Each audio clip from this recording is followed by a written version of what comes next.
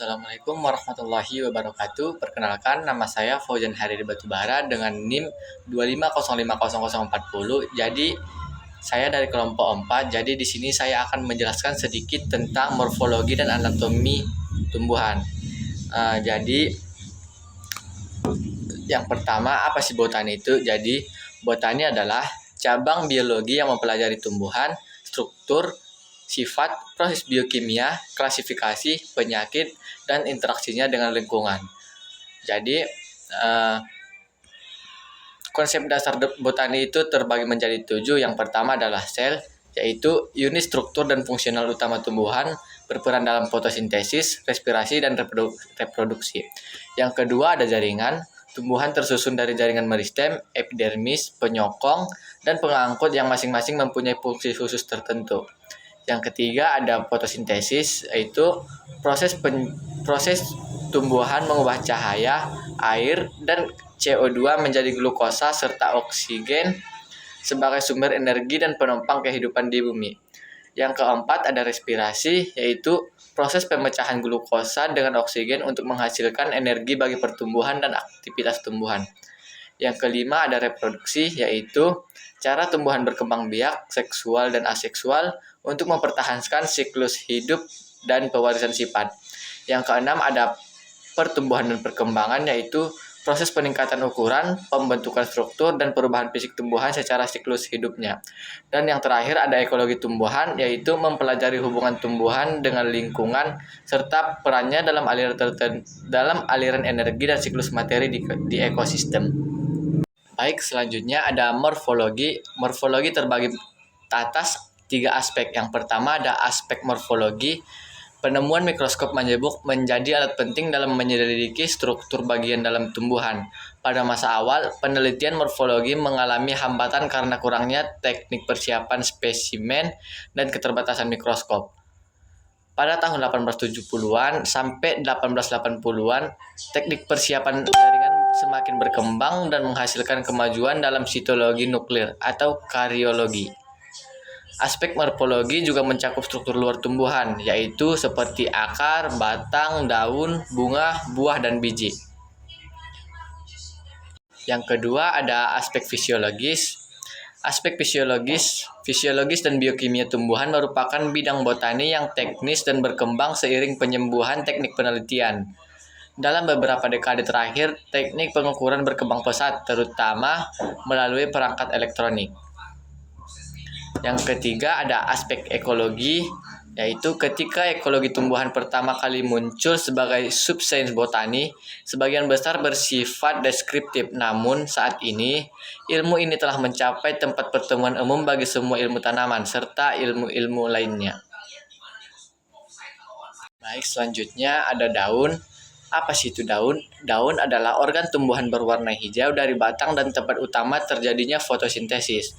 Daun penting dari sistem batang yang menghasilkan makanan bagi tanaman, yang pada akhirnya memberi makan dan menopang seluruh hewan darat, dan merupakan bagian integral yang terikat oleh sistem vaskular yang berkesinambungan ke seluruh tanaman sehingga pertukaran bebas nutrisi, air, dan produk akhir fotosintesis dapat dibawa ke berbagai organ.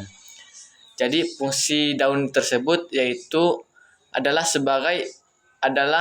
memberi tumbuhan makanan melalui fotosintesis, klorofil yang memberikan warna hijau tumbuhan, menyerap energi cahaya, struktur dan dilindungi oleh epidermis daun yang bersambung dengan epidermis batang, daun tengah, mesofil yang terdiri dari sel-sel dan tidak terspesialisasi yang disebut dengan parenkim.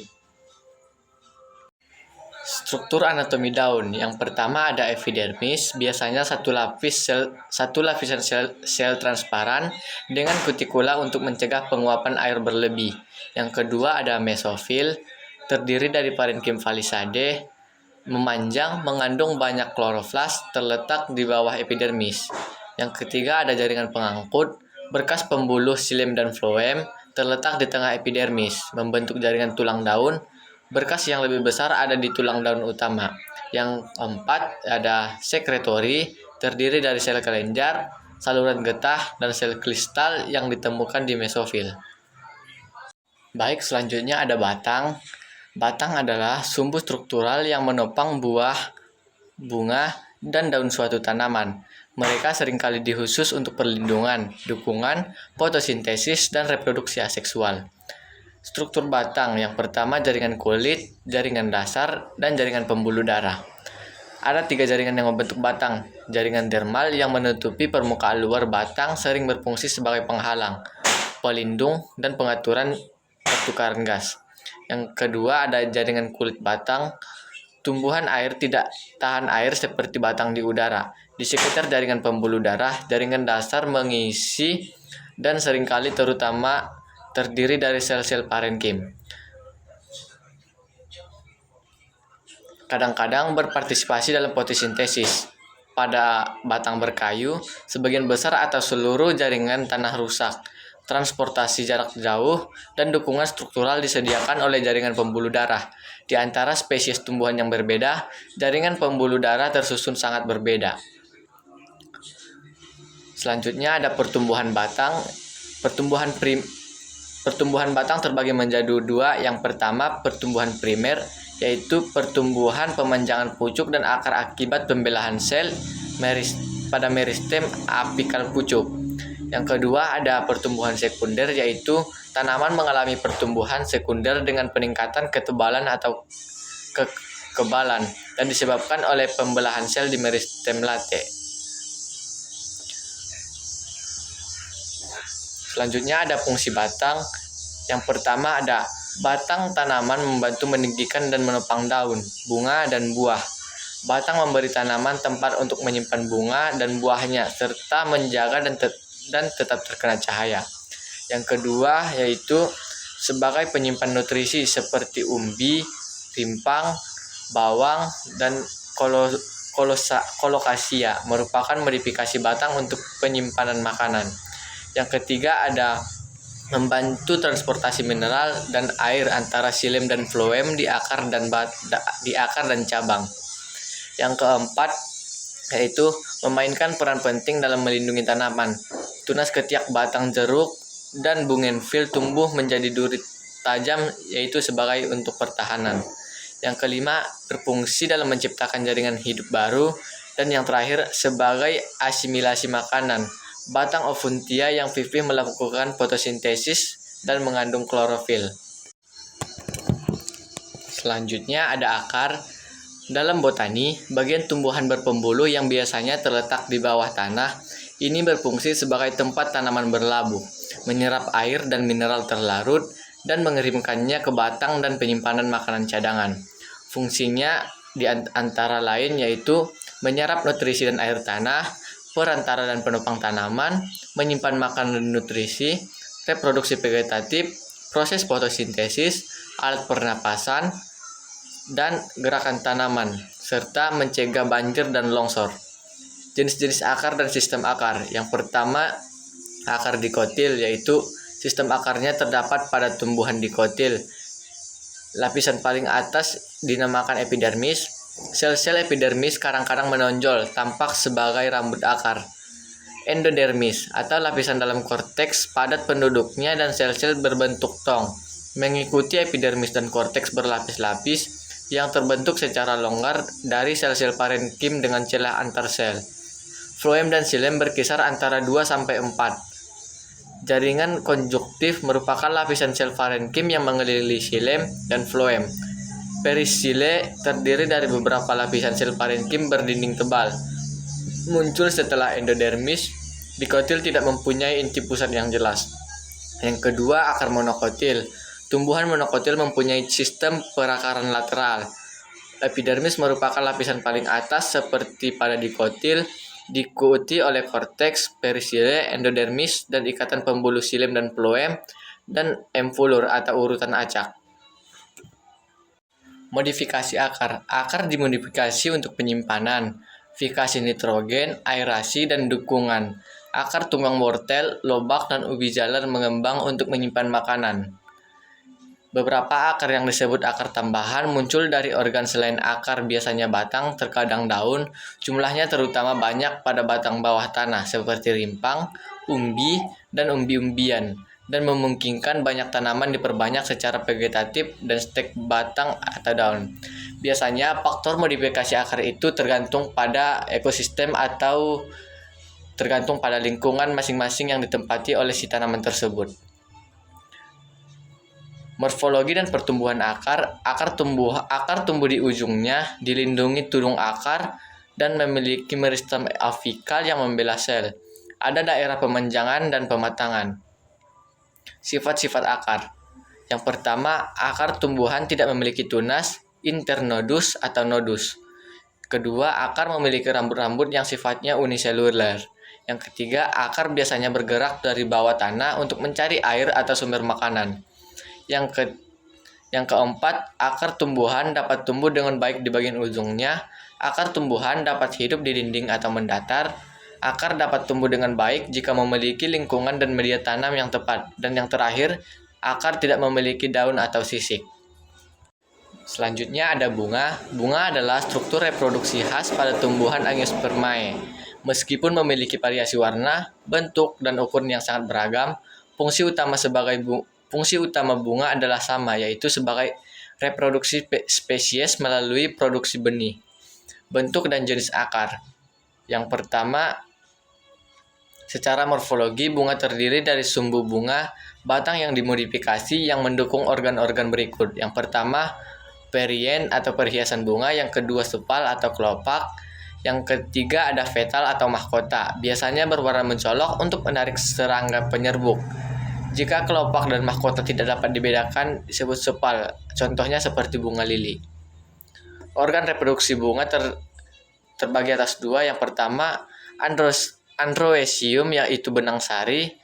Organ jantan terdiri dari filamen atau tangkas sari dan kelapa sari, tempat serbuk sari diproduksi. Yang kedua, ginoxenium atau putik. Organ betina terdiri dari ovarium atau bakal buah, tangkai putik, dan kelapa putik atau penerima serbuk sari. Bunga dapat dikelompokkan berdasarkan kelengkapan dan organ simetrinya. 1. Bunga lengkap memiliki sepal, kelompok, benang sari, dan putik. Yang kedua, bunga sempurna atau biseksual, memiliki benang sari dan putik dalam satu bunga. Yang ketiga, bunga tidak sempurna atau uniseksual, hanya memiliki benang sari saja, bunga jantan atau putik saja, atau bunga betina. Selanjutnya, fungsi bunga. Yang pertama, sebagai organ reproduksi tanaman. Yang kedua, sebagai menarik penyerbuk atau polinator. Yang ketiga, menghasilkan nektar. Yang keempat, bagian indah pada tumbuhan. Bagian-bagian bunga, yaitu yang pertama, kelopak atau sepal, biasanya berwarna hijau dan berfungsi melindungi bunga saat masih kuncup. Yang kedua, mahkota atau petal, umumnya berwarna cerah dan berfungsi menarik penyerbuk. Sepal dan petal bersama-sama membentuk perien. Yang kedua ada androcetium atau benang sari, alat kelamin jantan dari filamen dan kelapa sari, tempat serbuk sari diproduksi. Yang keempat ada ginoxenium atau putik, alat kelamin betina yang terdiri dari ovarium atau bakal buah, tangkai putik atau style, dan kelapa putik atau stigma sebagai tempat menerima serbuk sari. Selanjutnya ada buah. Buah terdiri dari ovarium matang dan bagian terkait yang biasanya berisi biji hasil pembuahan. Perkembangan buah tanpa pembuahan disebut parthenogkarpy atau misalnya pada pisang.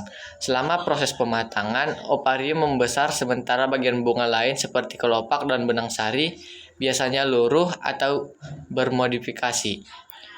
Jenis buah. Buah didasarkan pada struktur bunga, di mana bunga dapat menghasilkan satu buah tunggal atau beberapa bunga bekerja sama menghasilkan satu buah, seperti mulberry. Tipe-tipe buah. Yang pertama, buah tunggal, buah yang terbentuk dari satu bunga dengan satu atau lebih bakal buah. Bunga ganda, bunga yang berasal dari satu bunga dengan banyak bakal buah. Setiap bakal buah berkembang menjadi buah kecil, kemudian berkumpul sehingga tampak seperti satu buah, contohnya buah sirsak. Yang ketiga, buah menjemuk, buah yang terbentuk dari bunga menjemuk atau banyak bunga. Banyak bakal buah dari berbagai bunga menyatu menjadi satu buah besar, contohnya nanas dan bunga matahari. Fungsi buah pada tanaman. Buah memiliki beberapa fungsi utama bagi tumbuhan yaitu seperti melindungi benih. Buah berfungsi melindungi benih atau biji selama proses perkembangan dan pematangan agar tidak rusak oleh faktor luar. Yang kedua, membantu penyebaran benih. Buah membantu penyebaran biji atau benih melalui hewan, angin, atau cara alami lainnya. Hewan yang memakan buah dapat membawa dan menyebarkan biji ke tempat lain, memulai pertumbuhan tanaman baru.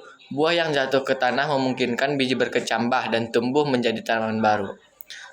Mungkin hanya sekian yang dapat saya jelaskan dari materi dari kelompok 4. Saya sudahi dengan salam. Assalamualaikum warahmatullahi wabarakatuh.